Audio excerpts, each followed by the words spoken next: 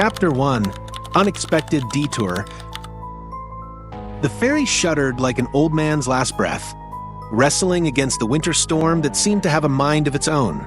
Jack Mercer stood at the rear deck, his hands gripping the rusted railing, watching the world dissolve into a white nightmare. Snow whipped horizontally, turning reality into a blurred canvas of white and gray. Around him, 5 strangers huddled together, united by their growing sense of unease. Captain Harris, a retired Coast Guard veteran with skin like weathered leather, studied an ancient nautical map. His fingers traced the coastline with an intensity that suggested he knew something the others didn't. Emma Rodriguez, a graduate student in maritime archaeology, sat closest to the captain. Her dark eyes flickered between the map and the storm, her academic curiosity battling with a growing sense of dread. Beside her, Michael Chun, another grad student specializing in local folklore, nervously adjusted his glasses. Rachel Winters, a corporate lawyer from Boston, looked completely out of her element. Her designer winter coat, probably worth more than most people's monthly rent, seemed laughably inadequate against the storm's fury. Tom Green, a freelance photographer with a weathered canvas bag of equipment, remained silent, his lens cap already off, as if preparing to capture something no one else could see.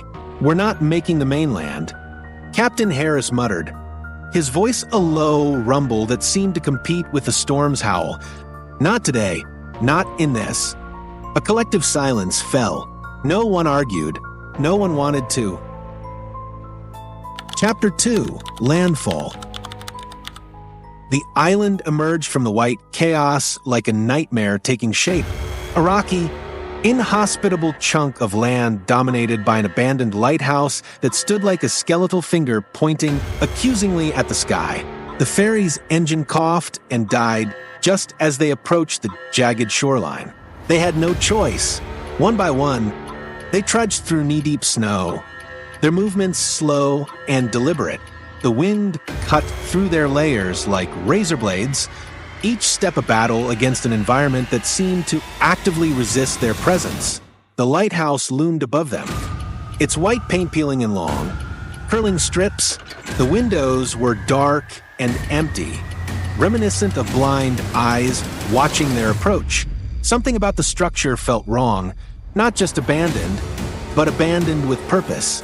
As they entered the building, dust motes danced in the weak light, filtering through dirt-encrusted windows. Cobwebs decorated the corners like old lace. Furniture sat covered in sheets, frozen in time.